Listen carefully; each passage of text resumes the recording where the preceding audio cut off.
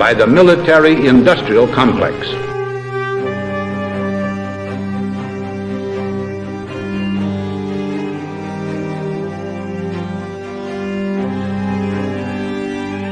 It could be seen to move violently forward, violently forward, violently forward. I'm just a patsy.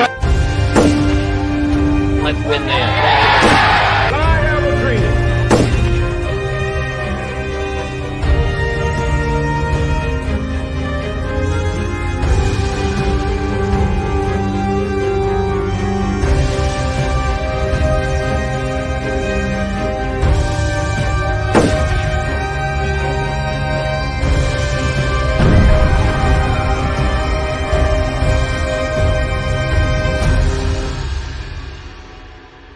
I said this once or twice, but it bears repeating. If you like your current insurance, you will keep your current insurance. You think about the Army and the Navy and the missions they run to protect the world, they run on SAP. Well, you have done a really spectacular job. I guess pretty much everybody at this table is your customer, so Exactly. that's not so bad. Exactly. I want to congratulate Thank you, Mr. President. Thank you.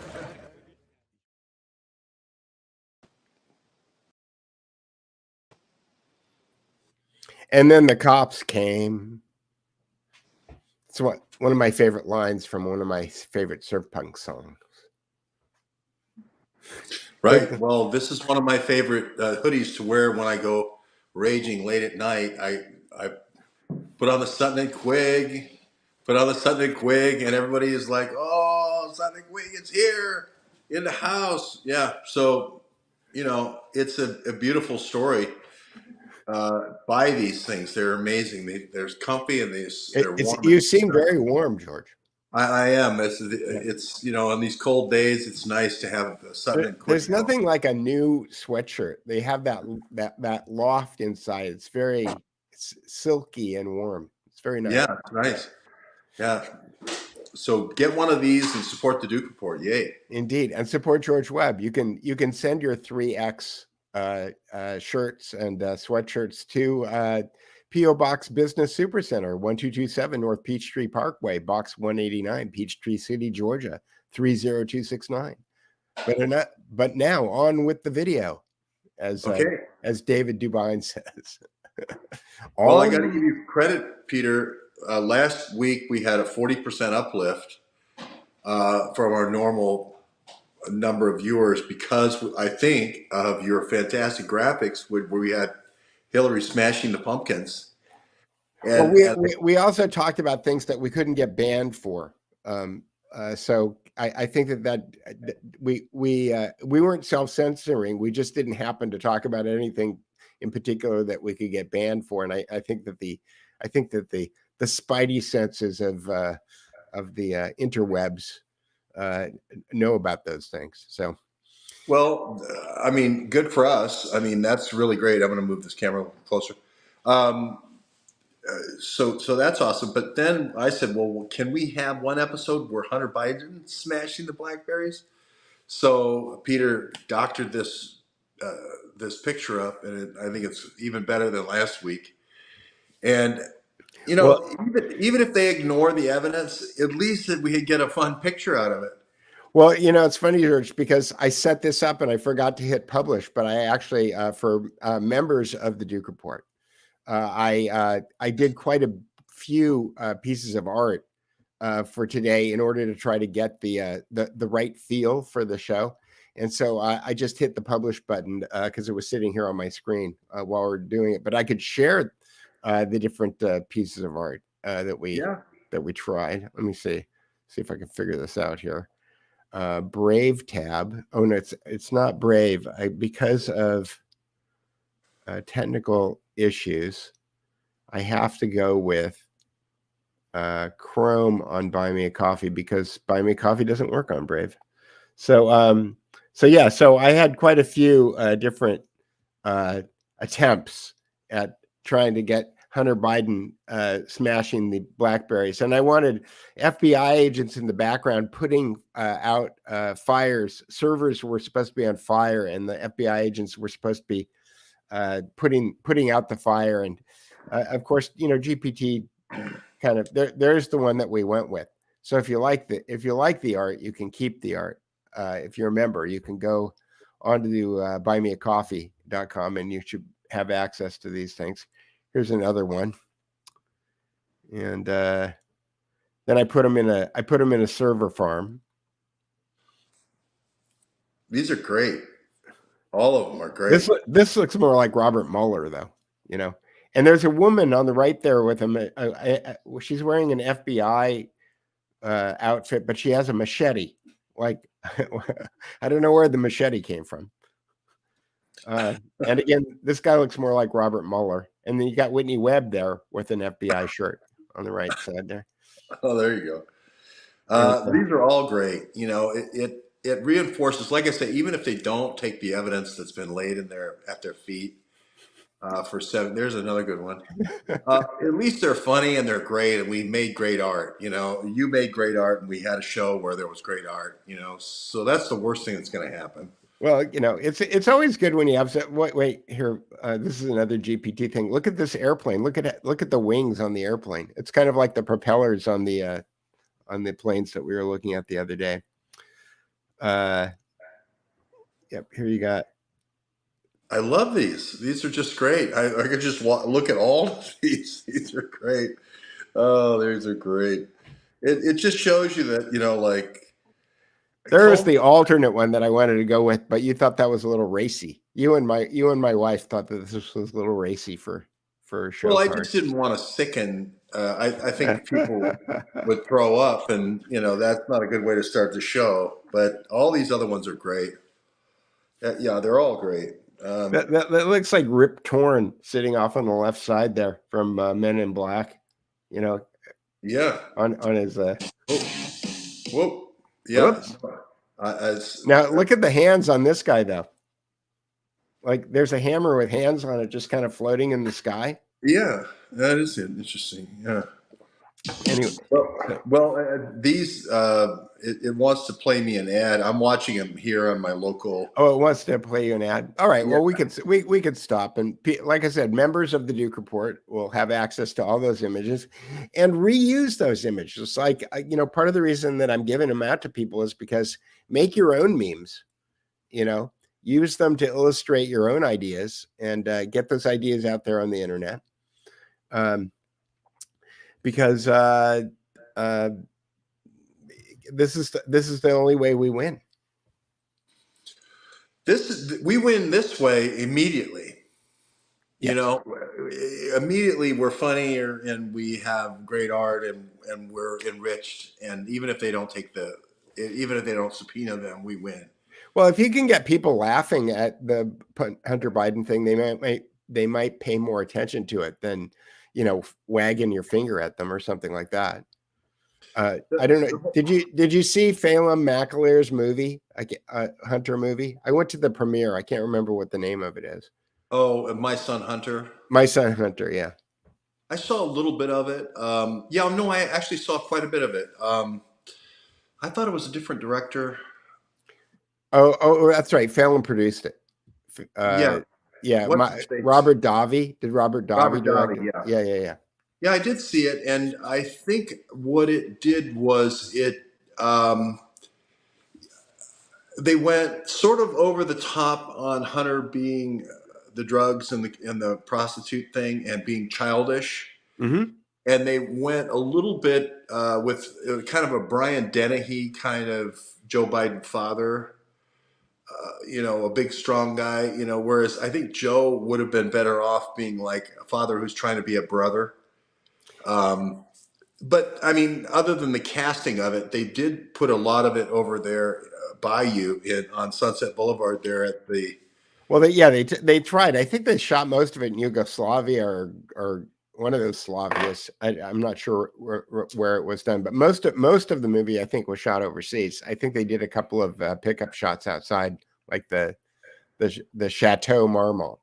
Chateau Marmont, yeah. For some reason, I think that a lot of it was shot in Romania or something like that. I couldn't remember, or Croatia. Yeah, I remember Robert Davi saying that. But I think that movie again took the easy route, which is hey, if you have all these Russian prostitutes coming and going, and you got all this crack pipe and you got all these crazy parties, that's going to be a more exciting movie than here and then green screen Hunter typing things across there's no competition there. But the bigger story, I think, is the devices. Well, so what do you want to talk about the devices today, George? Oh, Because this is more, because this show is called More Smashing Blackberries. yeah, I think it's one of those things where we've had so much fun with the artwork. We don't need to talk about it too much. I mean, the reason I say that is I can't give the Blackberries to everybody in Congress yet again. I mean, pretty soon I'm going to be like smashing windows to get the Blackberries in the offices. I've gone to Capitol Hill so many times with these damn Blackberries that, if this time around this impeachment inquiry doesn't take, then Joe Biden's going to be out of office by the time they take action. Or in the ground. Or in the ground, yeah. Yeah. I'm racing against time here, so I've decided not to stress on this anymore. I'm not going to yell or scream and say people should subpoena the Blackberries or anything like that. If it isn't obvious, then there's nothing I can do at this point. And I was hoping like a James O'Keefe kind of came out of obscurity and did a space today about pilots with the vaccine, and Tucker's doing the aliens, and what's his name's doing, Alex is doing the 5G, and they're just not going to do this story. They're not going to do it. Right. They're not going to cover the actual. They're not going to cover the actual stories, because distracting people is the strategy. The strategy is to talk about everything else. Yes. And it's interesting because I was thinking this morning about, I wrote a chapter. I started to write a chapter yesterday in my book, and the thesis of my chapter is that if you think of technology as that, I think it's Arthur C. Clarke that said any technology that is not well understood is perceived as magic. Arthur C. Clarke being the famous pedophile who worked with Stanley Kubrick on 2001, and you combine that with Clayton Christensen's idea that technology is simply a way of doing something better than you could do it before.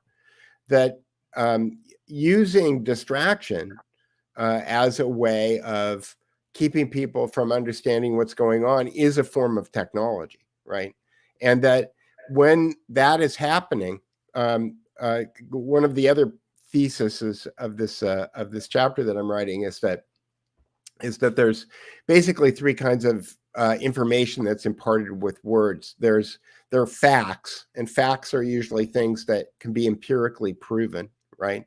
There are stories, right? And then there's law. Law is something that is used to rule society. And that if you have either stories or laws that are unbounded by facts, then you're in an arena where it requires a belief system in those ideas that's outside of the fact-based universe, right?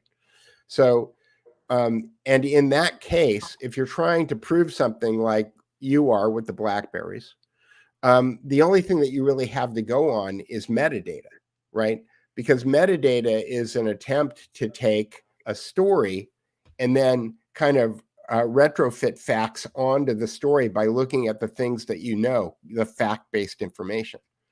And the way that can be battled by the powers that be is to call it a conspiracy, right? And what we do is we take coincidences, we take metadata, okay, Hunter was here at this time, okay, this amount of money went into this account, this amount of action happened over here, this contract got signed. We're putting those things together and we're saying, did those Is there a quid pro quo there? Did the money go in because of this deal, and did this deal happen because of the money, and because Hunter was in the middle of that? Is that the reason that that happened? And without direct information, you know, we know that circumstantial evidence is acceptable in court if you have enough of it to make a case. So you can bring charges based on circumstantial evidence, but you always have to prove it, right? And it's easy to keep it from getting to court by calling it a conspiracy theory. You just wipe the whiteboard, you know, with the wet sponge and say, that's a conspiracy theory. Yeah. Well, I was listening to you when you said facts versus, you know, story and so forth. And I was thinking about, like, what are American stories of the American Revolution, right? The stories of the American Revolution really aren't the battles, if you think about it. It's Washington overcoming obstacles and hurdles, right? So it's Washington going across the Delaware. The ice flows, you know, where there with. And if you ever go to the Delaware River, you wonder what the big deal was. It's not that far, but anyway, you think of Washington crossing the Delaware. You know, he's not actually fighting anybody; he's fighting nature, right? Right. And a similar story is the story of Valley Forge, and all of his men Freezing to death. Yeah, and they're freezing, and their feet are all wrapped up in rags, and they're about ready to go home, and you know, and then that's why he fights that, because the draft was coming up, you know, at the end of the year. So right around this time, he said, "We're going to have to use the army or lose it." But those are the stories. Remember, those weren't actually. I mean, they kept the war going, but the really big win was Yorktown. Most Americans really don't know the story of Yorktown. They know we won at the end, and the French came in with the ships. Some people know that part and bottled the cork, you know, but most people. Well, why didn't you tell us the story, George? Because I'm not sure I know it. Yeah, see, you know, most Americans don't. And this is the thing that wins the whole war, right? But what the bottom line is that, you know, I think it was Cornwallis had gotten onto the end of this peninsula, and I think this is going to be the James Peninsula, in between the James and the York rivers. There's these 4 rivers in Virginia, and he had thought, "Hey, I'm fine here. There's not going to be any problem. We're going to control the mouth of this river." I can't remember. I think it's the York River because of Yorktown.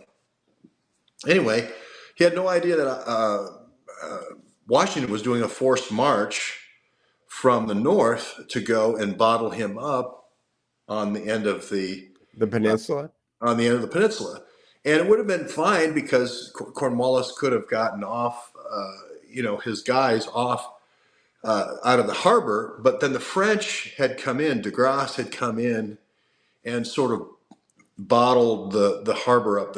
You know, that was the cork in the bottle, and Okay. So that cut off the retreat of Cornwallis. And so they're entrenched and they're completely surrounded. And so a siege starts, and you know, that's the surrender of the British and the withdrawal of the British army. For all intents and purposes, there's a little bit of skirmishing that goes on for another 2 years, but that was kind of the high watermark of the revolution. That's a real factual description of what happened at Yorktown. I've been to, you know, Yorktown, you go to the museum and all the things. But that doesn't really capture the imagination of the school kid. You know, the school kid has had cold feet before, and the school kid can imagine going across the middle of this river in the middle of the ice. There we go. We'll get out of the James Peninsula there, between the James and the York rivers, I believe. Yeah, so you got the York and the James. So they were on this peninsula, and yeah, I think so. Yeah, Yorktown might be on the other side. Well, Yorktown is right here. There you go. And so they were so Washington cut them off on this peninsula. Yes. And then let me look at the water. And right where your thing is. Is that where the French were? Yep. That's the cork in the bottle. That's where DeGrasse came, and it totally surprised everybody that DeGrasse was even close. Everybody thought he was, hundreds of And miles. where was the British Navy? The British Navy got there late. And the British Navy was to the north, I believe. They were looking for DeGrasse, but I think they missed him. Interesting. I'm trying to remember where the British Navy was. Yeah, I mean, the reason that I brought up the map is because geography is destiny. Like, if you don't understand the geography of, you can see all the names on, in a book that you want, but if you look at a map, you get it in 5 seconds. It's like, oh, the British Army was on the end of this peninsula, and they thought that.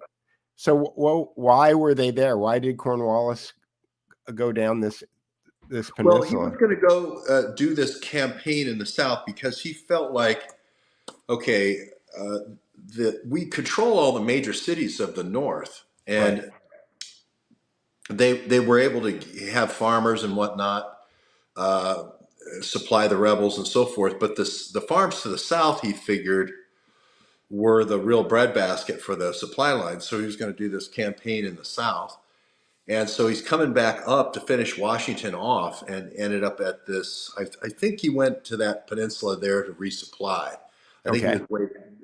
I think he was waiting there for resupply before he was going to continue the campaign north. I could be wrong about that because. So I mean, it is a very defendable position. There's a bottleneck there, and if you had all of your forces there and they were getting resupplied from the sea, then that would make total sense because it would be a very easy place to defend. You're basically got water on 3 sides, and then you only have to defend that bottleneck, and you have all your supplies coming in from the sea. And if your supplies get cut off, then you're screwed. And the nice part about it is it's a nice protected. The river makes a nice little protected harbor there. So if you control the harbor, then everything's fine. To be honest with you, I haven't really looked at it in 4 or 5 years.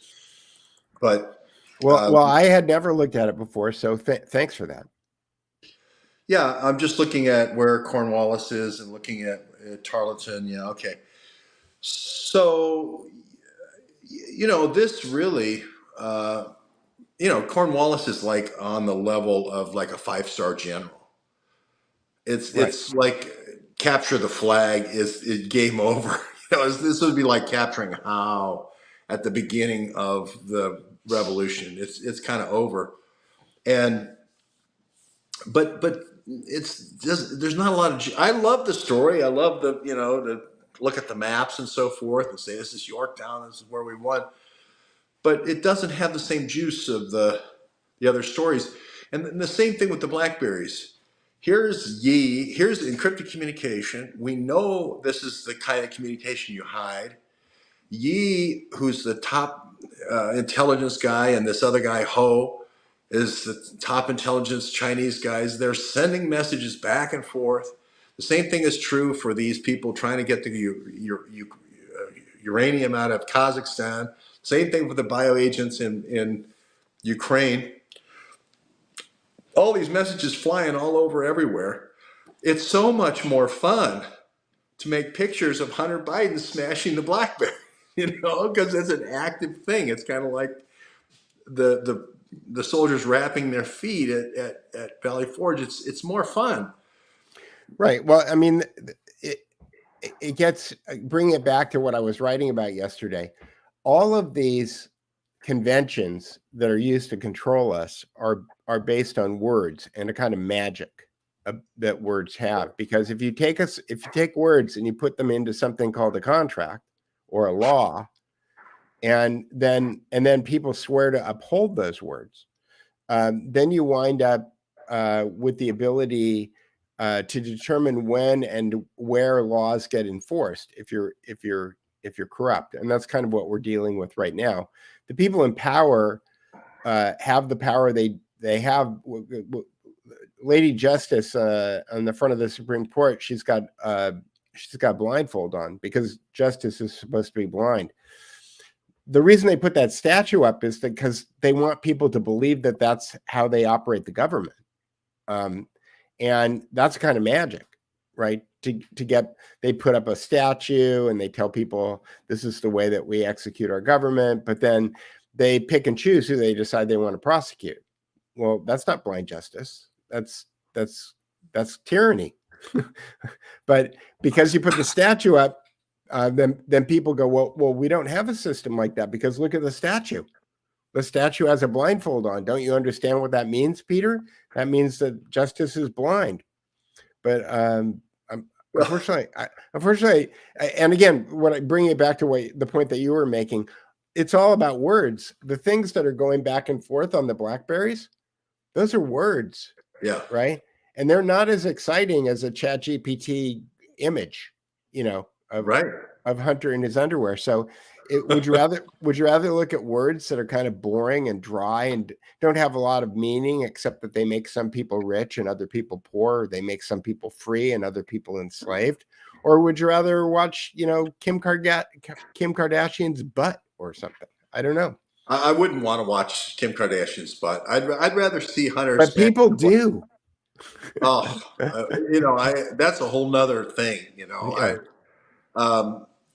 But those 10 images give me great pleasure in seeing them, and I laugh, and it's kind of we're having the last laugh on them. It's at their expense.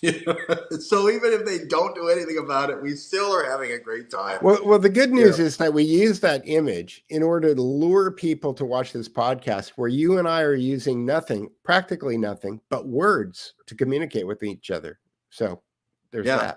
Well, the visual images are great, and sometimes like let's talk about court battles. You were just talking about law and laws in your chapter. You think of all the great movies, courtroom dramas you've seen, right? My favorite courtroom drama is Animal House with Tim Matheson, where he gets up and he defends Bluto and all the other deplorable kids, and he gets up and he says, now if you're going to question all of these great young men because of a few bad apples, then and then he keeps expanding it. Right. Aren't we calling all colleges into question then? Aren't we calling our American way of life into question? And the guy says, where were they when the Germans bombed Pearl Harbor? Right. Goes, shh, he's on a roll. He's on a roll. And that's the movie. That's the big speech that we remember, right? There's very few, Inherit the Wind with Clarence Darrow. Do you remember the speech from Inherit the Wind, even though? No. Do you remember? What about the 19-page speech? I think it was John Galt in the John Galt trial in one of those Ayn Rand books. It was like 19 pages long. It was like nobody remembers that stuff. Right. The only thing I remember, and is Mr. Smith Goes to Washington, where it's any kind of speech in front of the audience. There's maybe two, and he goes, lost causes are the only ones worth fighting for, Mr. Potter. And then he grabs a whole bunch of papers, and he collapses on the floor. And again, it's thrown in with all the exhaustion of him trying to hold sequester the Senate floor with a filibuster. Mm-hmm. It's not really about the argument at all. It's this guy's, exhaustion, from. So that's what I'm saying is all of these things are, like you're saying, storytelling is what we have to compete against always. And we're always the guy with the facts and the receipts and the all this, and we're constantly fighting this battle, constantly. Right. So my thesis is you've got stories that are basically narratives, but they don't necessarily have anything to do with facts. And then you have facts. And when people are telling you stories about things that happened, think news items, as a citizen journalist, sometimes the only thing that you have to analyze is metadata. And if you analyze the metadata and you start hypothesizing different stories and they get too close to home, then you wind up getting painted with the conspiracy theorist brush. So that's my thesis at this point. Yeah. Peter, if I had it all to do over again, my first day, I would have went out and bought a whole bunch of BlackBerrys as people were getting rid of them. And I would have stacked them up and I would have put lighter fluid on them and I would have burned them. And then and then I would start hitting them with a thing. And then I would say, these are the Biden BlackBerrys. I would have done it all differently. But you did it today. So we don't have to wait. And some Maskell, Muskell, is that Muskell, M-U-H, Muskell, said, who is Robert Malone? Is a John Galt reference. Yeah, Robert Malone was like trying to paint himself as John Galt. It was, and somebody else said it was Atlas Shrugged. Yeah. Yeah, I mean, it's such a, well, greenwashing is when you try to, there's whitewashing, there's greenwashing. What is it when Malone tries to wash himself? I guess it's Rand washing. Is he trying to Rand wash himself? I think he's trying to DARPA wash himself, DARPA himself. If you take the John Galt reference that you mentioned. Right. Here's the reference to, if I'm not mistaken, the billionaire train tycoon who's trying to build a high-speed train across the continent. Is that Atlas Shrugged? No, that was the other one, I think. Or is that's the other Ayn Rand one, the Fountainhead? Yeah, and they all had the same name. They all had the same initials. Hank Reardon was Reardon Steel. Reardon Steel was the name of the company that invented the Webb TV. The guy who put Webb TV together, his company was called Reardon Steel. And then Howard Rourke is HR and Hank Reardon is HR. So the heroes of the two books both had the initials HR. That's the metadata. Yeah, so even those, the only part I really remember of that, I mean, I get the whole idea that enterprising capitalism is going to solve the problem always, and there'll always be these people biting at your heels and trying to take you down by buying your company and leveraging your buyouts, and it's being a capitalist is the hardest job in the world, and capitalists are the true heroes. That was the whole Ayn Rand thing. Yeah, I get all that, but the only thing I really remember about the movie is the fact that they were trying to sabotage the tracks, and I was wondering if the train was going to crash. Is it going to make it or is it not going to make it? And it was going to go over that bridge. I'm like, oh my God, please let the metal hold, because the metal, Reardon Steel. Yeah, let the metal hold. That's all I remember. So, it is a tough battle, that we fight every day because, encrypted communications, it's not as fun as hose and blow, Yeah, it just isn't, and it's virtual. You can't see it, and so that's why when things like WikiLeaks happen, and you actually can see it, the thing that is a little maddening to me is that I'll hear a story about something that was revealed in WikiLeaks 5 years ago, yesterday, and it was and the story was written 4.5 years ago. And because that always kind of sticks in my craw, like, why didn't I notice this 4.5 years ago? And it's like, oh, well, obviously I was distracted by something.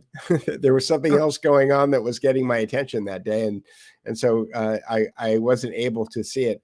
The other thing too is algorithms. What did Elon Musk say? You have freedom of speech, but you don't have freedom of reach. Well, freedom of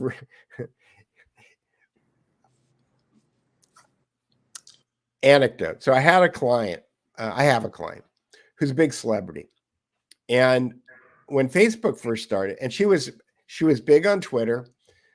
She was very big on posting photographs on Twitter before you could ever post photographs on Twitter. I don't know if people remember this, but there was something called like TwitPic or something that would allow you to post a picture on Twitter.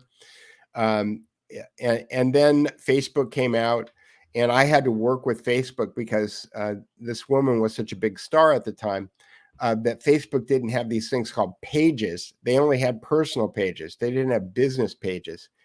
And she got over, there was a limit of 5,000 people. And she had, and there was a store that she liked to buy stuff from. And she was constantly sharing effectively advertisements for this online store on her Facebook. And she, at that time, she had 7 million followers on Facebook. And I called her up one day and I said, "Are you getting paid by this website that sells this merchandise that you like?" And she goes, "No, I just like the stuff that they sell." She goes, I buy it. I think it's really cool stuff." And I said, "Well, you're giving them millions of dollars worth of kind consideration when you're doing this." And she said, "What do you mean?" And I said, "Every one of those things that you're posting is an ad. And when people click on it, if they buy it, you're not getting any part of that transaction. But the people wouldn't know that stuff was there if it weren't going out to your 7 million followers." And she was doing this 10 times a day. It was a big deal. It was only later that Facebook rolled out something called EdgeRank. And what a lot of people don't realize about Facebook is that when you post something to your timeline in Facebook, only about 17% of the people who follow you, even if they're your family, actually will see your post. That's when Facebook rolled out the Boost This Post feature, where you can pay a few dollars and you can reach more people. That's because they didn't want celebrities like my client to be able to go and automatically reach 7 million people without paying for it. So the reason I'm talking about this is that these algorithms control how much people see. And if you apply that to news and you apply that to news stories, you can turn the volume down on certain news stories. You could turn the volume up on other news stories, which is why I thought that Facebook was much more democratic. Not that I love the big D word. When they didn't have the algorithms, when my client could just push all of her content out to everybody who followed her, that was a lot fairer because she was making the choice. If we're pushing news out and all of the people who follow us can see what we've posted, then that's more honest, I would say, than controlling things with algorithms. So the freedom of speech versus freedom of reach idea to me is rhetoric. It's just censorship by another name. I won't say the name, but I know who you're talking about. And she had a big hit movie too at the time. So that was like, just whoever was the beneficiary of that must have just been loving it. It's like, please send her out to shop some more. Just pay the chauffeur to keep her just circling, Rodeo Drive. But anyway, classic with It was the online store was Net-a-Porter. Oh, Net-a-Porter, okay. Net-a-Porter, yeah. Net-a-Porter or whatever it was. Yeah, Net-a-Porter, yeah. So, which is a clever name. Yeah. With Julian Assange, I've covered Julian Assange a million stories, right? And go to all the trials and do all that, and this is like whether you live or die. This is whether you come back and you're going to die, So this is like you would think would be the most important thing. And nobody, I'm at the White House, everything, nobody, except that one guy who does that unredacted show. Can't remember his name. Anyway, or Redacted Tonight. That guy. Well, there's unredacted. I'm sorry. There's redacted TV. Redacted. The podcast redacted. No, he's the good-looking guy. He looks like a rock star. Anyway, Somebody in the chat will tell us. Yeah. Julian Assange came out when he first started. It wasn't the Bradley Manning here's Operation, Forward Base Hammer. Here are the State Department cables. Here are this cables or that cables. It was something called collateral damage, and it was a photo gun camera of, A massacre. yeah. It was a helicopter gunship that was circling and about ready to shoot a whole bunch of people. And Yeah. that thing, that thing got Clayton 20 Morris is, was it Clayton No. Morris? No, different guy. right. I'll think of it in a second. But my point is WikiLeaks would have never got launched without collateral damage Right. with that first thing. And we try every which way we can to tell the story. Still, the only way out of the Julian Assange 2 times that really there was only excitement in the story. One, when he was racing on his motorcycle. Lee Camp. Lee Camp, yeah. And he's a very nice man, and he was very good with me and John, and he was just a great guy. But he's the only guy out there. All these celebrities that from 2012 said Julian Assange was the greatest guy in the world, all up until 2017. Right? All of a sudden, like a light switch, they switched off and said Julian Assange is a terrorist. The next day, Lee Camp is the only guy with any integrity, along with Lee Stranahan, that said this is terrible. How can you be one day saying he's the greatest journalist in the world, and the next day say he's a terrorist? How could that? I was all in on rendering Julian Assange. I was completely hypnotized at that point. When that news broke out, I thought that Julian Assange was a terrible person, and for that I apologize, because I was completely hypnotized at that point. I took the hook and the worm and the line and the sinker and the whole thing, swallowed it whole. Guilty. This is the nature of news. I mean, the other story, remember, and that's him going to the embassy. The only other time people remember anything about Julian Assange is when he's being carted out sideways from the embassy, and he's making the faces and hand signals and right. That's the only thing that people remember or care about Julian Assange. The thing about Seth Rich, right, which was the interaction between the DNC and dropping these emails, was the bloodstains. The reason, I wanted to find out if the forensics supported him actually dying or not, or if it was a school play. And what'd you find out? Well, that's why I coined the term school play. It's like we're all acting like it's Little Red Riding Hood, and we're all acting like Little Red Riding Hood gets eaten by the wolf, but Little Red Riding didn't get eaten by the wolf. The play ends, they take down the scenery, and then Seth Rich flies off to Hong Kong. And it's a play because we're dangling emails to Julian Assange and releasing them through Julian Assange. And if Trump buys them or does a deal or quotes them from WikiLeaks, now he's working with the Russians, right? Because Assange is associated with the Russians. So the bloodstains, where everybody got following the story, it was like I was walking the last steps of Seth Rich, and here are the bloodstains, and here's where the shots were fired, and here's where he went to the hospital and everything. It's still the only thing people are interested in. Years later, they don't want to know that Seth Rich went to Andrews Air Force Base and flew out, and they want to know who killed Seth Rich, Right. So it's like, and the reason that the police are covering it up is because the FBI are standing on their necks, and the CIA is standing on the FBI's necks, and the State Department is standing on the CIA's necks. It's like the DNC was dangling. There's an AI image for you. Oh, there's a good AI image. Yeah. See, that's what I love about these AI images, because it's a way of visualizing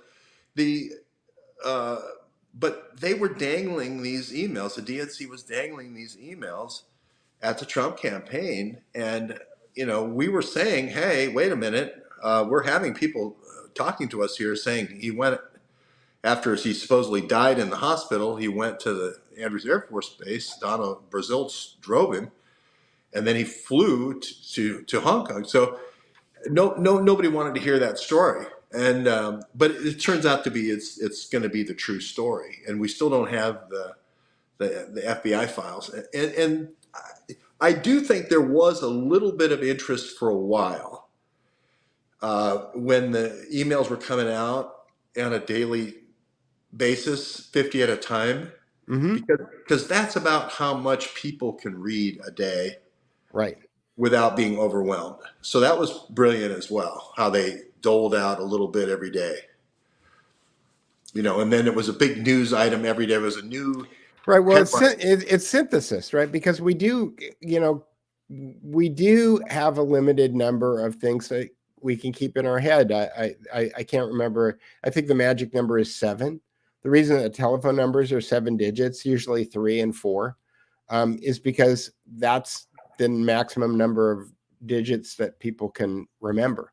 And then they came up with area codes. So the area code is kind of like, okay, that's you can put that in your long-term memory, but your short-term memory, you can only do 7 digits. And likewise, people have a limited amount of bandwidth every day for the amount of stuff that they can comprehend, which is why I sincerely thank anybody who's paying attention to us right now and watching us on the screen, because your time is limited. And somebody sent me a link yesterday. And again, I don't mean to sound like an angry old man, get off my lawn. Somebody sent me a link to a 3-hour and 20-minute video with no context, just a link in an email. And it's like, what am I supposed to do with that? Am I supposed to go watch the 3-hour and 20-minute video? Should I drop it? Should I stop working on my book? Should I stop paying my taxes or doing whatever other wonderful, lovely things that I like to do every day and go watch a 3-hour and 20-minute video because somebody sent me a link in an email, like with no context? Like, See, this is where an AI mailbox really would help. I did put it into ChatGPT. I'm sorry. I did put it into Readwise, and I had it summarize it for me. There's still a little bit of work there, but an AI front end of mailbox that you could mouse over and it would give you a 25-word description would be very helpful, because then you could help you prioritize your email. Right. And I think it's coming, but not here. Yeah, I'm sure it'll be here in 5 minutes. Zaganostra says, does George think Seth is alive? Yes. Okay. George thinks he's alive. In China. Well, he's working the Southeast Asia oil market. I know when I say that, people say, "Oh my gosh, how could this be true?" But I had a guy tell me he was an insider. I don't know how else to say it, but he's an insider. 40 years knew the Bidens, and he said Donna Brazil drove him to the Andrews Air Force Base, and he flew away to China. It makes so much sense, though, because he was on the other end of the Columbus route between Jeff Epstein back and forth. For Air America, and that was the key route for the DNC. So I have a question for you, George. Do you think Jeffrey Epstein is still alive? Possibly. Why wouldn't you? I look at Robert Maxwell and how he died. If you owe a zillion, like $3 billion that you've stolen from all these pension funds, if you want to enjoy it, the best way to enjoy it is actually not running away and hiding. It's just conveniently dying. Right, because people are going to look for you. They're going to hire all kinds of if you die, then they stop looking for you, and then you grow a beard. So do you think that perhaps that when at the end of World War II, Adolf Hitler retired to South America and built a resort for people who are trying to hide from call it Shangri-La, right? Because it's like in the mountains, someplace surrounded by clouds, and it's just a place where people who need to disappear go. Hitler was a true believer, right? So he didn't escape on the submarines, right? With that, I can't remember what they called the operation, whatever it was. Right. But the insiders, the intelligence guys, the Reinhard Gellens, absolutely. And Martin Bormann. Yeah, Bormann. That's right. Yeah, Hitler was a true believer, right? Yeah, they got rid of the true believers. They always use the true believers. It's the insiders who are the manipulators that always end up, stacking the deck for themselves. So, yeah, I do think they got away. Yeah, Addie says Martin Bormann is an exception. Hello, Addie. Addie, everybody. Indeed. So what else, George? Here, let me see. I think we got a question here. Zaganostra says, Henry Lubbock's fourfold meaning is similar to your meta-analysis. I need to screenshot this because I don't know what that is. But do you know who Henry Lubbock is, George? No. Okay, so he's a philosopher. So I'm going to I screenshotted that so that I have that later. I don't know who that is. Yeah, I don't claim any of my ideas to be original. I don't think that there are very many original ideas. I think that the more that I read, the more that I find out that somebody thought the same thing that I thought a long time ago. I am reading Plato's Republic again, though, and I am kind of dumbfounded on the way that Socrates builds cases on top of false dichotomies. And I need to really kind of go back and analyze that. And I'm sure there's lots of other people who have talked about that besides me, because the Republic is probably something that is probably more discussed by philosophers than anything else. But as I was listening to it the other day, I was really, because I was listening to it on an audiobook as I was walking, I was really thinking about, I was counting false dichotomies. I was going, oh, well, that's a false dichotomy, and that's a false dichotomy, and that's a false dichotomy. And it's like he's building his entire case on false dichotomies. And this is the thing that we run our government off of, the Republic. It would be nice to have a horse that you could bet on at Churchill Downs that was named False Dichotomy, because here comes false dichotomy. Yeah, exactly. Down the stretch. He's whipping false dichotomy. It looks like false dichotomy is going to win the day. Well, George, this is the kind of thing that ChatGPT would be very good at. If we come up with false dichotomy and then a couple of other logical fallacies. Thought-ending cliche. Here comes thought-ending cliche. Edges by a nose, So I think that would be like your whole book. This is why I want your whole book just to be AI graphics, just page after page after page after page. Like just a kid's fun book where you just never put it down. You just have so much fun and no rules, and you hide it from the relatives because they think you're reading. well, it does. It is interesting though. There's a couple of different levels on trying to get GPT to do things. First of all, there are terms and conditions. There are naughty things that you're not supposed to do. Don't use the term young woman because it will like red flag everything. You have to come up with clever ways of getting it to render the pictures that you want it to render, because you run up against this kind of like place where it puts you in the naughty corner. But coming up with illustrations for abstract concepts like the New World Order without being cliche, without being a pyramid with an eye on it, is a bit of a thought experiment, because you have to figure out how to write the prompt in order to explain it to the AI in the first place, in order to get the image out of it that you're looking for, or something close to what you're looking for. So I always love the horse race, and 2 horses is better than 5, because I can only keep 2 of those big concepts going in my head. But Socrates, the only thing I remember out of Socrates, and I had to study this for college and whatnot, rhetoric and whatnot, and it's the first thing I ever read, Plato's Dialogues, right? It's like, watch this trick. And this is a courtroom scene. And Socrates supposedly does this because, watch this trick. I'll have this 10-year-old slave boy explain all to you here in the jury what the Pythagorean theorem is. And at that time, you could only go out to this island, and Pythagoras, it was kind of like Epstein's Island. Mm-hmm. The only way they would share the Pythagorean theorem with him is you shelled out the cash, and they had a big cruise ship and everything. Nobody knew the Pythagorean theorem. He says, I'll have this 10-year-old tell you.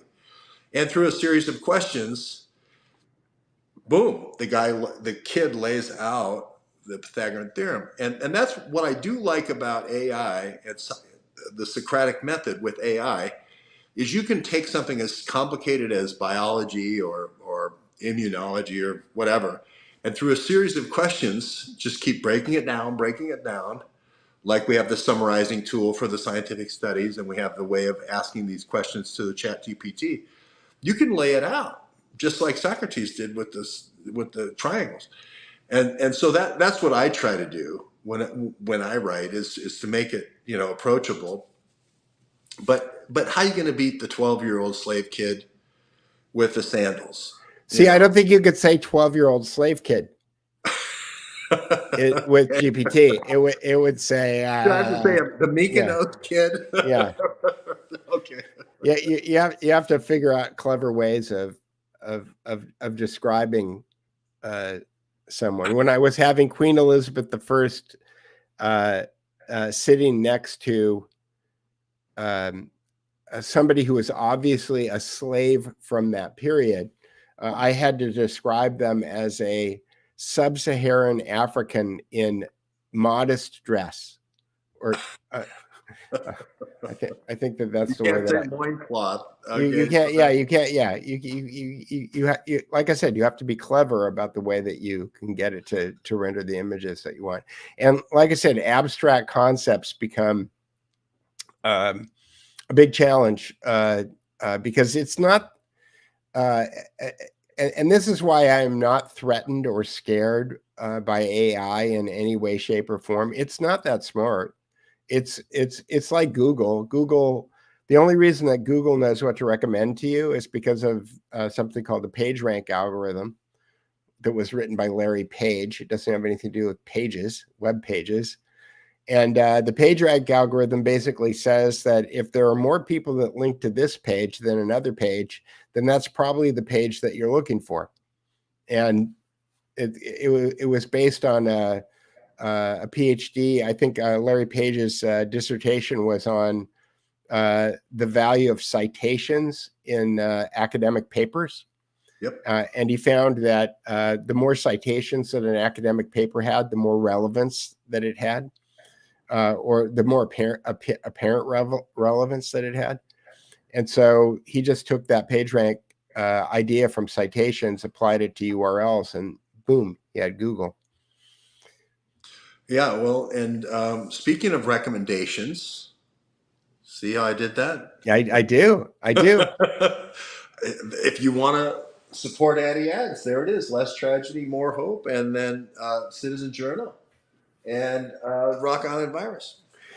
George, speaking of recommendations, so I got a new. I've got up to 36. I've got 36 reviews now on the Duke Report. Can we go check the reader board now? See, that's the fun thing. Remember Bandstand, you know, with Dick Clark.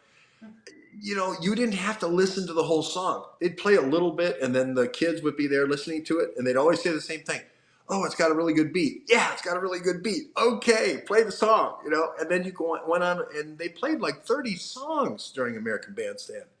This is why I like going to your reader board. I don't necessarily want to read the book too much. I want to go to the reader board.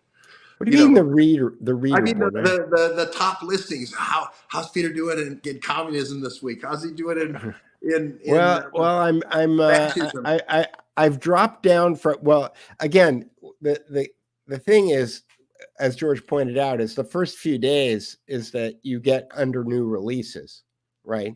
But after, you're not in new releases anymore. I don't think I'm in new releases. It doesn't say I'm a new release anymore. But you should have some AI where you're punching it out with.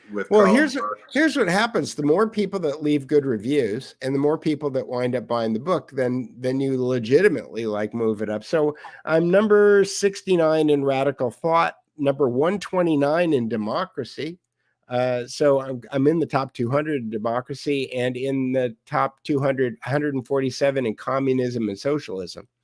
But I wanted to read this great review that J Dub left, and the here, let me see if I could show the screen.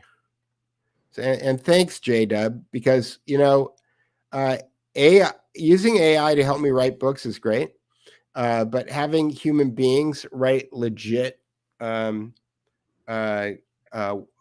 first class. Let me see if I can plus.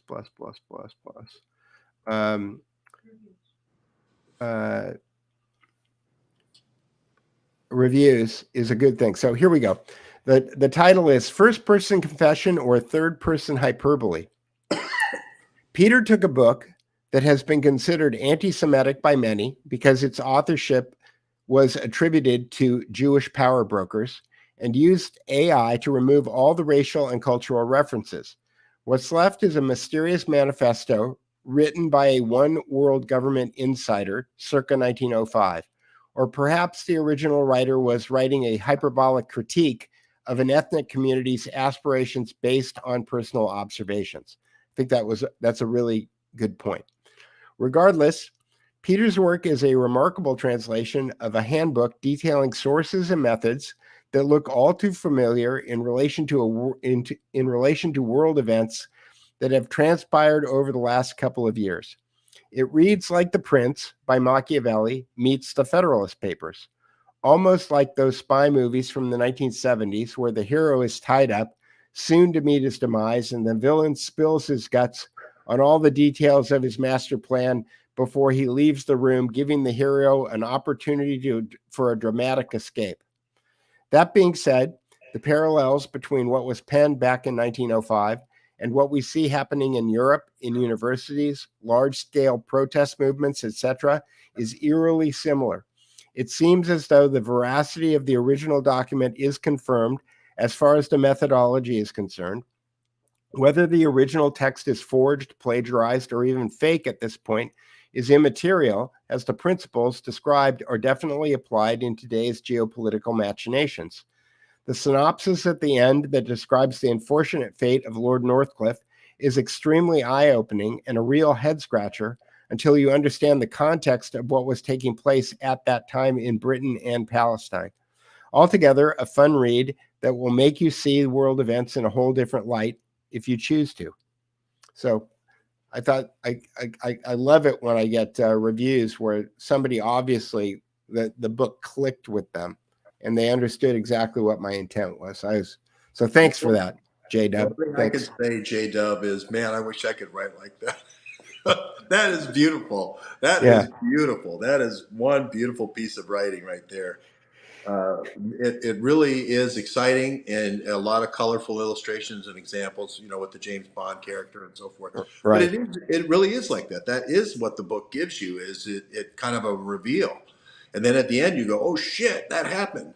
So it's pretty cool. Yeah, I mean, but again, to the point that we were talking about earlier about metadata, it's like, forget who wrote the book, forget who wrote the original, forget that it was plagiarized, forget all of that. If you read it as kind of a rule book for the New World Order, and then you compare it to things that are going on right now, all the craziness with diversity and in universities, and the trans stuff in the sexual universe, and the New World Order, Klaus Schwab, and all of the things that the World Economic Forum are doing, and then you compare them to what was written in 1905, which arguably, as Douglas Reed points out in his book, this reads a lot like Adam Weishaupt's agenda in 1773, and there's no telling that Adam Weishaupt didn't get it from somebody else earlier than that. So this seems to be a program that's been going on for a long time, and at that point, it's interesting because if you go back to my definition of technology, which is a process for doing something better than you could do it before, if you've got a plan like this and you don't have electronic communications and you don't have steam-based energy or something like that, and you know that it's going to take you multi-generations in order to be able to get things done, then doing things like consolidating wealth through marriage and bloodlines or families, things like that, that winds up becoming a kind of a technology, right? And as I'm reading this book, The Illuminati and Terrorism by David Livingstone, and the metadata that I'm getting from reading this book is that these rich families who hold large parcels of real estate, or they have lots of wealth in the form of gold or other things, they're all constantly intermarrying in order to try to consolidate what they've got into a bigger and bigger and bigger piece of land, or a bigger and bigger area that they control, or a bigger and bigger cartel over a monopoly over a certain kind of commodity. But it's multi-generational. And in an era where you don't have electronic communications and kinetic energy, then you do need to do things like consider marriage as a mechanism for maintaining wealth. Yeah, somebody gave Karma Doc, the Karma Doc, the real frontline doctor, the one, not the one buying the $2 million houses on the Florida coast, but the one who's actually slogging through the puddles of Kosovo with an M4, and the one living on a farm and raising chickens. That Karma Doc, she gave me and everybody who went to our charrette recently in Michigan a game called Illuminati, and then there was another one called Conspiracy. And wasn't that like a collector's item? The Illuminati game, wasn't it a card game? It is. Maybe somebody in the International News Desk couriers that we have here will they made copies of it, because I think that Illuminati game. The last time I think Tracy and I talked about that game at one point, we went looking for it, and it was very expensive, I thought. Yeah. Somebody. Well, anyway, like you were saying, like, let's marry off. Roop Trick here, because right now Roop Trick's just running up a lot of bills, hanging around here, and he's inviting all of his other, second sons here, and they're eating up us out of house and home. Let's get old Roop Trick to go on a hunting party in the next, duchy to our west or east, and let's get something out of this, right? And it becomes a kind of a fun game. Right. And how do you get the great unwashed to not understand that game? You sell marriage for love as a high ideal. It's like, oh, don't get married. Don't get married for financial reasons. Don't get married for business reasons. Go get married for love. Yes, go fall in love. Have lots of children. Have lots of slaves. That's what we want. We need more people to pick cotton. Now, coming from you, such a cynical little portrait sketch there. And I know how deeply in love you two are, you and producer Jessica. So you're only saying this out of being able to create a foil here, right? You're saying that this is how they sell love to other people, because you truly are in love. I am in love, and I do feel blessed by virtue of the fact that I met my bride on the steps of the Capitol on January 6th.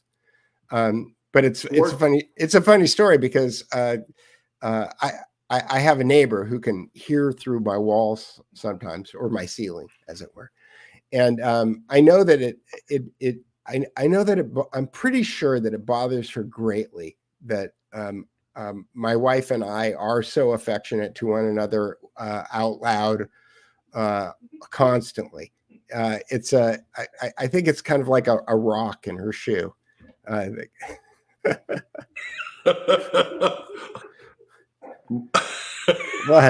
What three letters would be flashing if you could put three letters? No, it's awesome. That's great that you're in love. No, I love saying "I love you" to my wife. That loud. Oh, okay. And she says it back to me, and I'm pretty sure that I'm pretty sure that bothers my neighbor. It probably makes her feel lonelier. She probably is okay with that versus what I was thinking you were saying. So yeah. I'm glad I set you straight there, George. Thanks. It's a family show. It is. Do we have any other comments? Speaking of that, no, because I don't see any. But if anybody's got any questions, now's the time to ask them, because we've been going over an hour now. And George, today is I thought that because it's the shortest day of the year, we might have the shortest show of the year, but I think we've gone over an hour. So, but we can't cut this off. And last night was one of the two longest nights of the year. Tonight will be the other longest night of the year. And at least in the northern hemisphere. I think it's the complete opposite in Australia, right?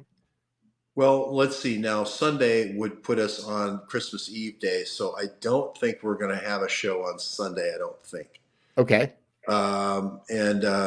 Just because, Family Day and everything. So then we'll be back Tuesday, the day after Christmas. All right. Right. I think we're okay there.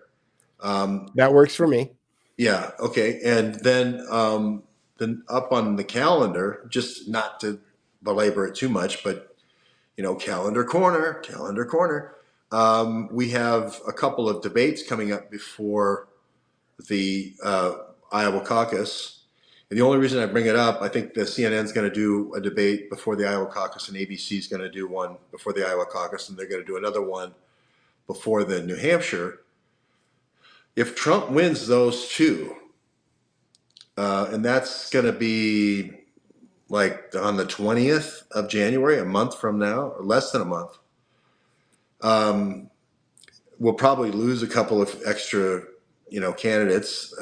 Nikki Haley will still be getting probably pushed, and then I thought you were going to say we were going to lose a couple of cities through nuclear warfare, but that's okay. Well, they might take Trump off a couple more ballots. He's taking right. They're off. trying to take him off California and Colorado, but would he have won California and Colorado anyway? I mean, California doesn't matter. Yeah, it's right, like, right. I would have won California if I had been on the ballot. Sure, you would have. Yeah. The People's But Colorado Republic, California. Yeah, Colorado's a big deal, and this George Soros, DAs are going to just go one after another. But what I'm saying is, it brings in Bobby Kennedy into the story, and Bobby Kennedy just wrote a book, and unbelievably, 3.5 years later, it reads like my Substack. I mean, it's right on. Wuhan military games, super spreader event. The Unit 731 Japanese, the paperclip turns into DARPA. I mean, it's really. I'm reading it and going, wow, I do think Bobby Kennedy, and I didn't mean to get political, but I do think he's going to start getting more into the mix here. He's at 20%, 22%.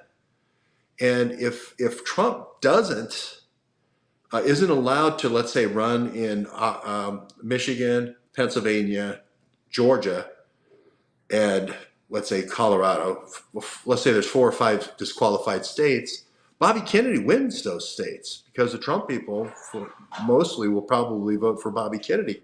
So now you don't have 270, right? So it's a plurality like the Clinton election, or it's go all the way back to, I can't remember what that one was, where there was like 4, all trying to cobble together a majority. This could be a fun election with Bobby Kennedy as an independent now, all the way to the end.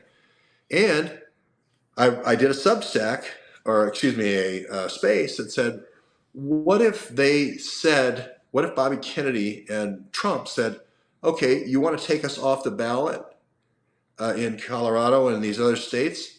We're going to make the ticket Trump RFK. That's going to be our insulation. Sure. And there's another strategy too that I think I've floated before, which is that Elon Musk comes out and says, I think this voting thing is that's being run by these states is completely fraudulent.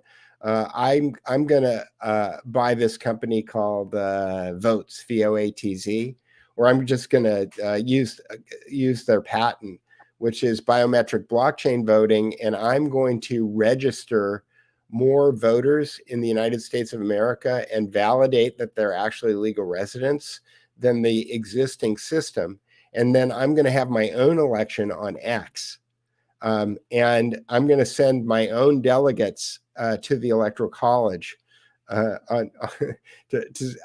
mean, I could see some kind of crazy whack-ass scenario like that happening, where there's a challenge to the validity of the electors based on empirical standing, and maybe it goes to the Supreme Court, and the Supreme Court decides whose election is more valid than the other.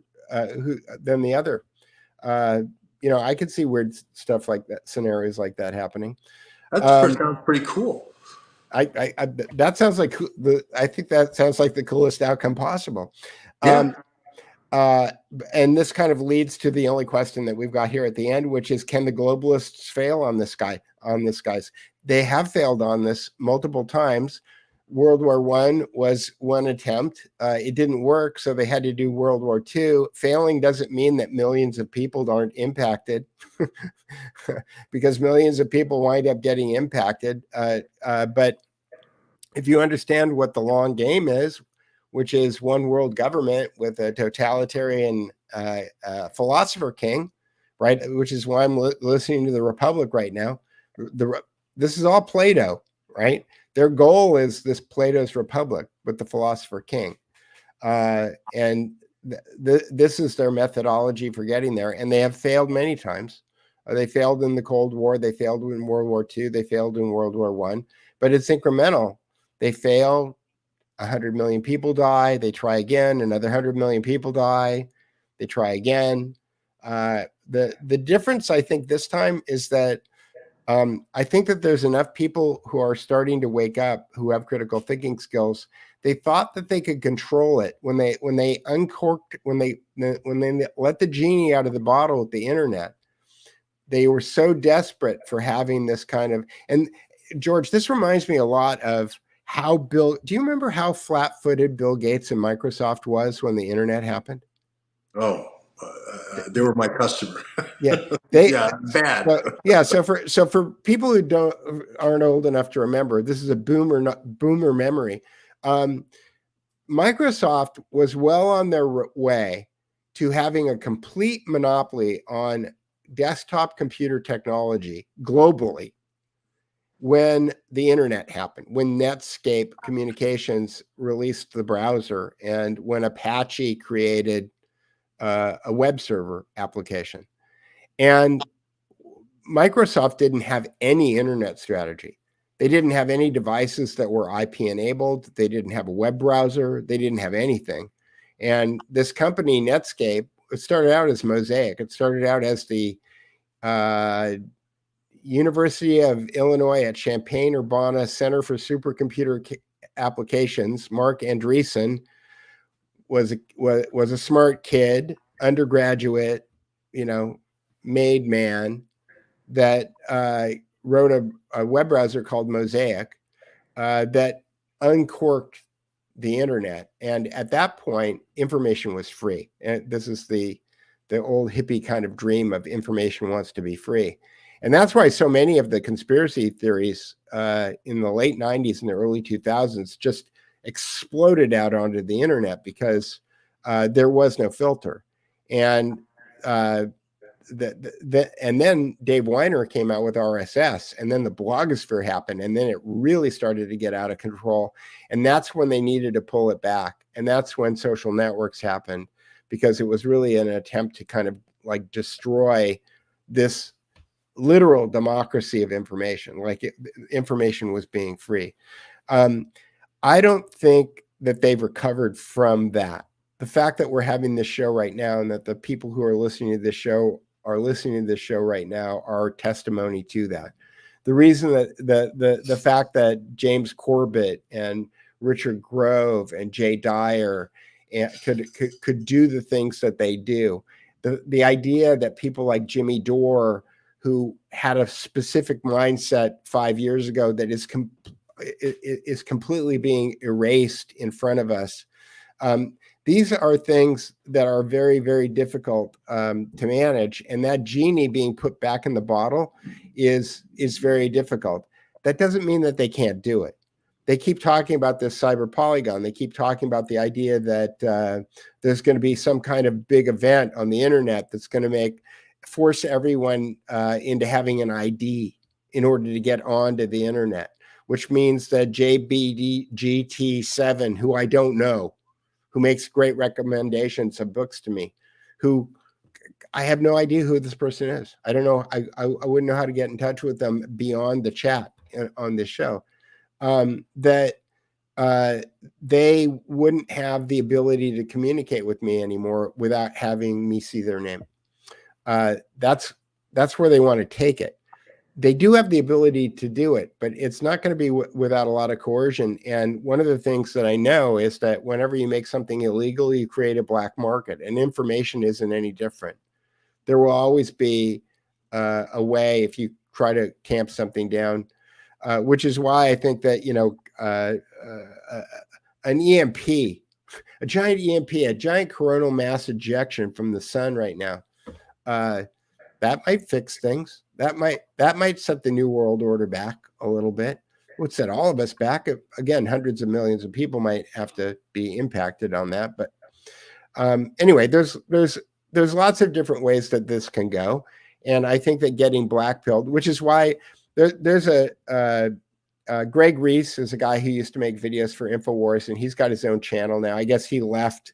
Maybe he left for the same reasons that David Knight did. I'm not sure. But, he was showing this video. There was this channel that I had on the Duke Report.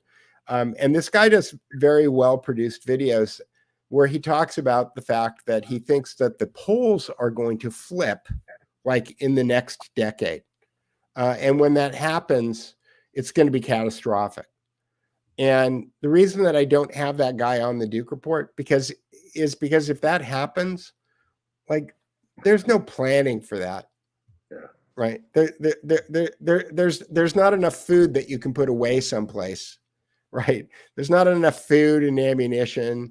And he talks about Jeff Bezos having a bunker in New Mexico, and Peter Thiel has his bunker in New Zealand, and Mark Zuckerberg is building a bunker in Hawaii, and it's like all these people are building bunkers, and maybe that's just what you do when you have billions of dollars and you've bought as many Gulfstreams as you can use, right? You've bought as many 500-foot yachts as you can use. Maybe building a bunker is just the next best thing. So maybe the reason that they're building bunkers is because they can. But if the polls are going to flip, then we're just twiddling our thumbs until we get there anyway. It's almost like not having a TCP/IP stack on your Windows computer. You may as well. You're in oblivion either way. The polls flip, or you don't have internet connection for your Windows computer. Either way, you're screwed. Somebody asked me about the B-52. Yeah, there. Almost hitting the. Is that what the? Yeah. Almost hitting the J-11, which is the F-35 that Hillary sold. We did a story on it a long time ago. I didn't hear this story. What is it? Well, the B-52, I think it was one. Diego Garcia is the island base out in the middle. It's the dark, black ops base right out in the middle of the Indian Ocean.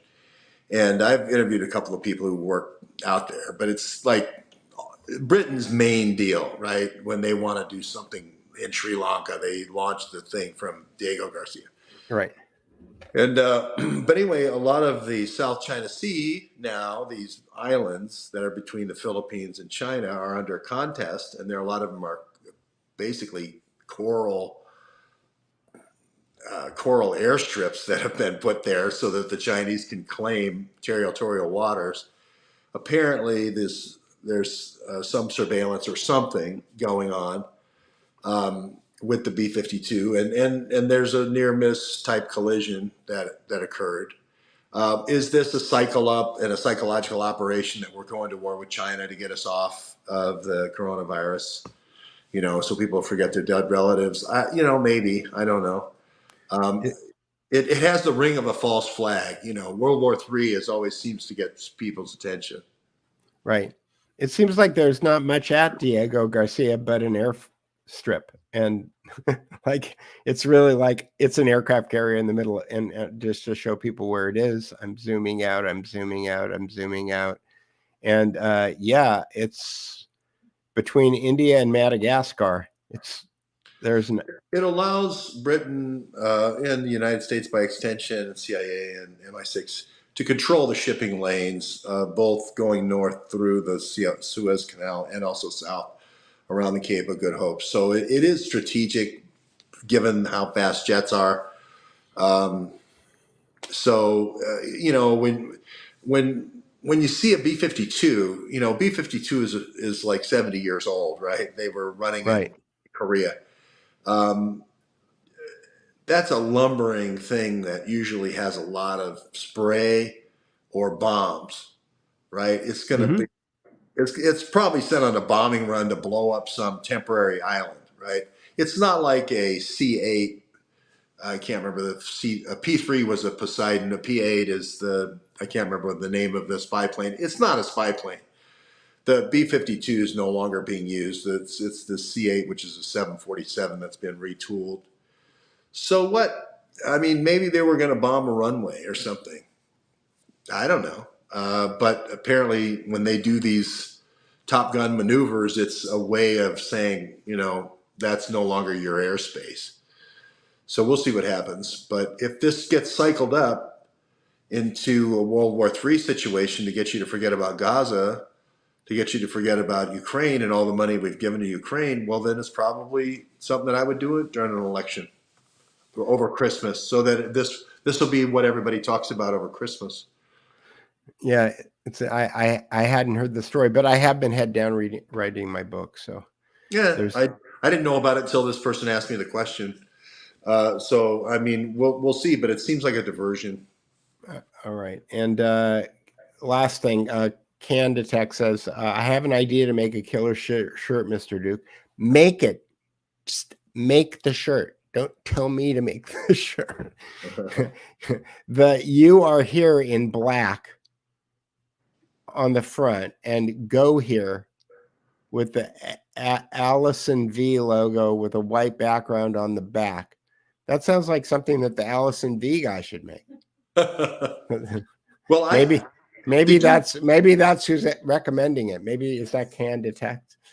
yeah, there was no, I think it's a different person, Yeah. but there was somebody who did a review for your book that said reframe now, which I thought was an interesting demand. And you know how these pictures sometimes are a kilter, you know, they're akimbo like this, and then you just have Yes. a natural, you know, desire to go over to the wall and go like this Mm-hmm. and write it. And I thought, wouldn't that be great if there was this, you know, off center askew frame and then reframe now, and then it was perfectly square, you know, after Peter Duke's hands touched it. I thought that would be a good logo for your book. Everybody's got ideas, you know. Or one page. You can say, here are the 28 dumb ideas I got for my book, and here's George's. Somebody Or said whatever. to me, somebody's, you know, I was talking to this Hollywood director once, Boaz Yakin, and I was talking to him about this great idea. And he said, you know what the difference between people with great ideas and writers are, Peter? And I said, what? And he goes, writers write. And the thing is about great ideas is that good ideas are really easy to come up with because you only have to think about them, right? But actually going out and doing them is a whole other story. And at the end of the day, I have to prioritize my time. I have to prioritize the amount of time that I have to do things. And I want to, you know, I finished Stealth Power and the Illusion of Democracy. I got the idea for the book, and I thought, if I can get this done in this amount of time, then I can prove to myself that I actually can put a book out. And so I gave myself a time limit, and I actually accomplished what I was doing. And I'm taking that mindset now, and I'm applying it to reframing reality, because I didn't have that mindset with reframing reality. And now that I've learned the mindset of shipping, Bill Gates famously said, shipping is a feature. George Webb understands that about books better than Peter Duke, because he shipped more books than Peter Duke has shipped. And so I am cognizant of my time now. And so when people send me a link to a 3-hour and 20-minute video without any context, I don't want to sound like an angry old man saying get off my lawn, but like, think, people, think about there's a clock up on the wall, and last time I looked, it's only going in one direction. You know, we only have so many clicks on that clock in our lives, and time. I have Yeah. I have a suggestion here. Throw this Okay. out. Kate Dirksen or Kate Hempstead, one of the Kates. I can't remember which one. I think it's Kate Dirksen. But anyway, they'll listen to a whole space and then they'll summarize it. They'll write 3-paragraph summary and then they'll paste it to my space. Genius. I love it. Yeah. That's awesome because that's metadata that people want, and they can read that and then decide if they want to have the space. And people say, well, they might not listen to your space then. Good. If they don't like the summary, I don't want people writing summaries that aren't. Yeah, correct. listen to the podcast that you want. I mean, look, I don't know about you, but YouTube works on your TV now. So like I have a Samsung TV, and I all the things I subscribe to, and I regularly look at the videos, and if it says 3 hours, 2 hours, 3 hours, 2 hours, I skip them. Like, because unless I'm cleaning, and I haven't been cleaning a lot lately because I've been working on the book. But unless I'm doing something that is mindless in my house, I'm not going to turn on a 3-hour video. I'm just not going to do it.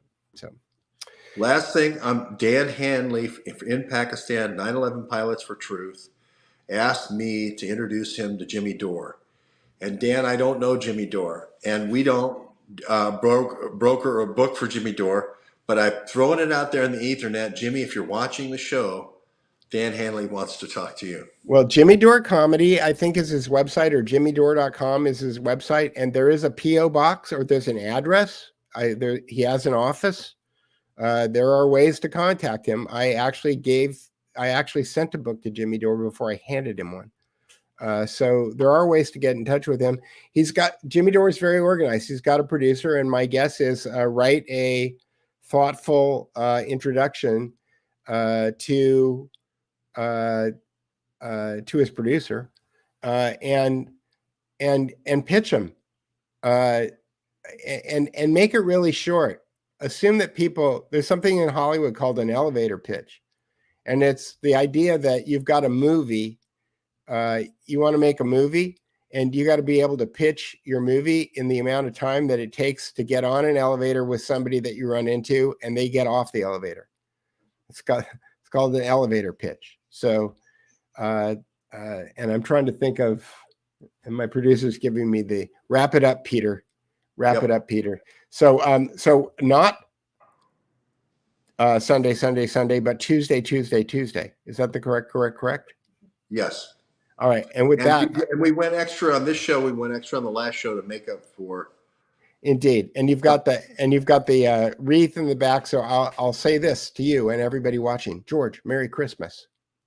Merry Christmas to you, Peter, and Happy New Year as well. We'll see you before then, but yes, I'll see you next Tuesday. All right. See you next Tuesday, George. Bye-bye, everybody. Bye-bye. See you later. Bye-bye.